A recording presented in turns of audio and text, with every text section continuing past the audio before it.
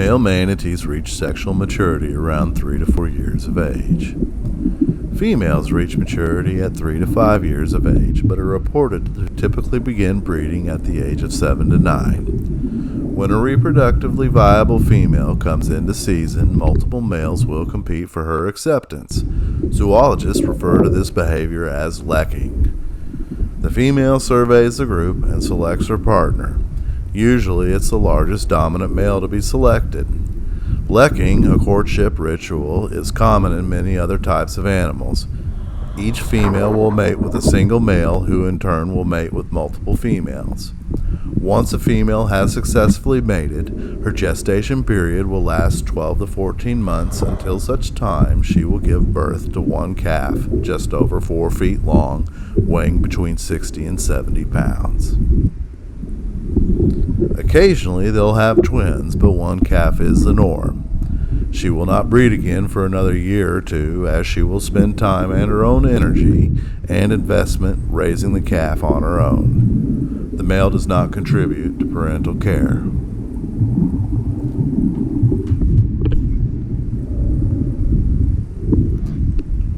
It appears that I have discovered a female that has been nursing a calf. She seems to be relaxing. I may have spoke too soon.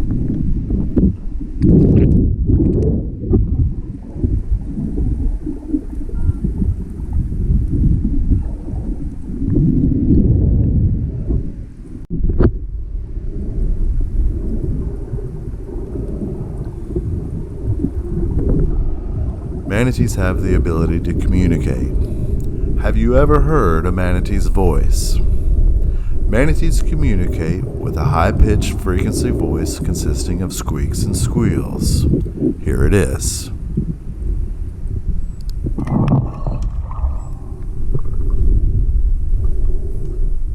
Did you hear it? If not, here's another opportunity. Hear a mother and calf communicate.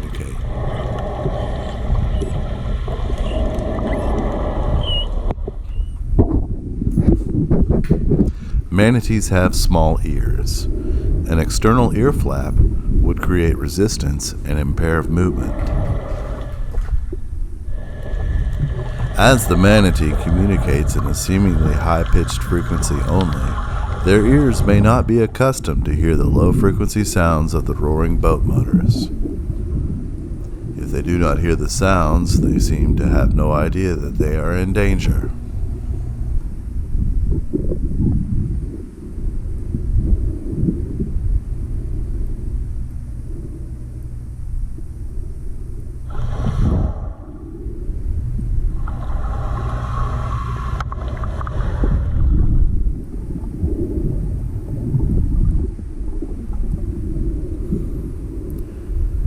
Manatees are covered with tiny whisker-like hairs called vibrissae.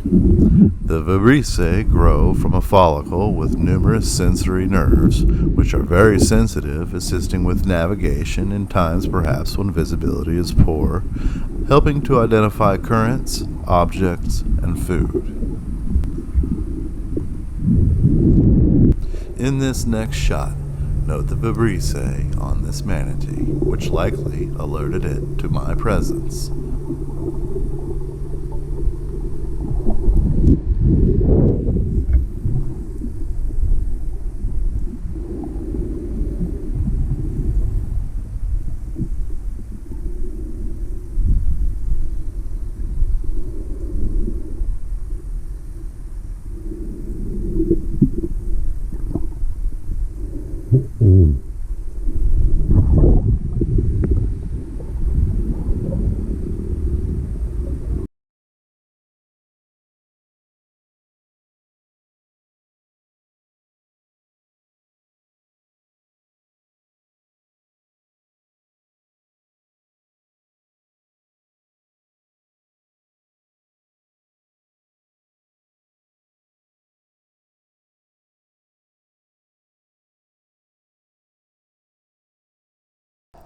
Look at all those manatees.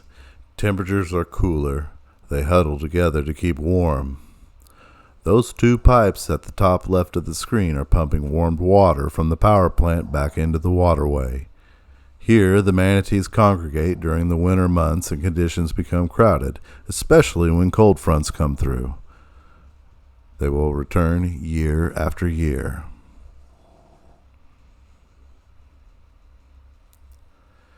If you look closely, you will notice some of the manatees have white marks.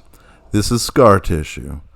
The scar tissue develops from deep wounds inflicted from boat propeller strikes. For the manatee, every encounter must be unspeakably painful.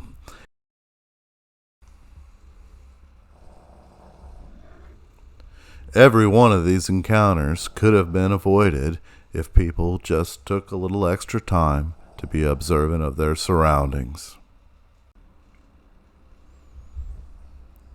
A word of caution.